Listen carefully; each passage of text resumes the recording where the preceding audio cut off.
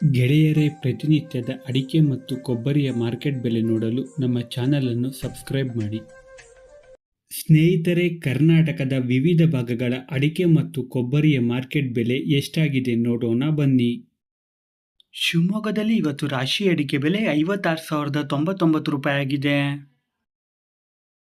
ಸಿರ್ಸಿಯಲ್ಲಿ ಇವತ್ತು ರಾಶಿ ಅಡಿಕೆ ಬೆಲೆ 54,100 ರೂಪಾಯಿ ಆಗಿದೆ.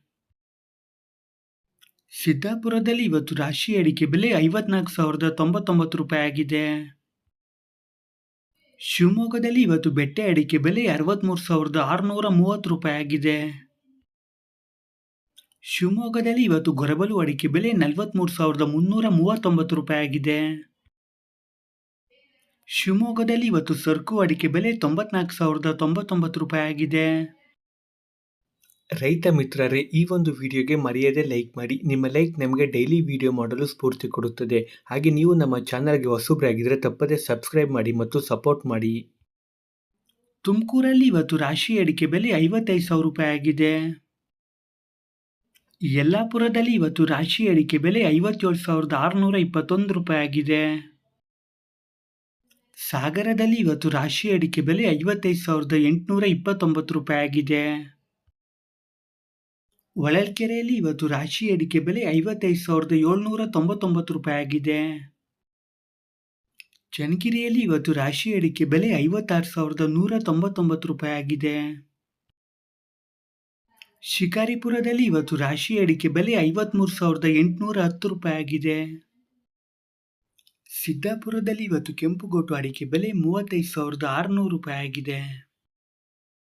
ಸಿರ್ಸಿಯಲ್ಲಿ ಇವತ್ತು ಕೆಂಪುಗೋಟು ಅಡಿಕೆ ಬೆಲೆ 36,500 ರೂಪಾಯಿ ಆಗಿದೆ.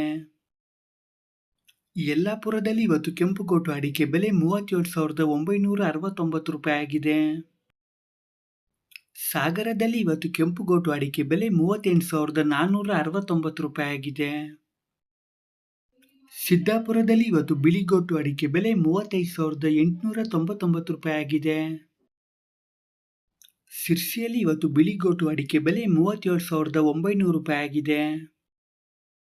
ಯಲ್ಲಾಪುರದಲ್ಲಿ ಇವತ್ತು ಬಿಳಿಗೋಟು ಅಡಿಕೆ ಬೆಲೆ 39,800 ರೂಪಾಯಿ ಆಗಿದೆ. ಸಾಗರದಲ್ಲಿ ಇವತ್ತು ಬಿಳಿಗೋಟು ಅಡಿಕೆ ಬೆಲೆ 35,600 ರೂಪಾಯಿ ಆಗಿದೆ. ಸಿದ್ದಾಪುರದಲ್ಲಿ ಇವತ್ತು ಚಾಲಿ ಅಡಿಕೆ ಬೆಲೆ 47,439 ರೂಪಾಯಿ ಆಗಿದೆ. ಸಿರ್ಸಿಯಲ್ಲಿ ಇವತ್ತು ಚಾಲಿ ಅಡಿಕೆ ಬೆಲೆ 48,999 ರೂಪಾಯಿ ಆಗಿದೆ. ಯಲ್ಲಾಪುರದಲ್ಲಿ ಇವತ್ತು ಚಾಲಿ ಅಡಿಕೆ ಬೆಲೆ 48,699 ರೂಪಾಯಿ ಆಗಿದೆ. ಸಾಗರದಲ್ಲಿ ಇವತ್ತು ಚಾಲಿ ಅಡಿಕೆ ಬೆಲೆ 43,599 ರೂಪಾಯಿ ಆಗಿದೆ. ಸಾಗರದಲ್ಲಿ ಇವತ್ತು ಸಿಪ್ಪೆಗೋಟು ಅಡಿಕೆ ಬೆಲೆ 22,899 ರೂಪಾಯಿ ಆಗಿದೆ.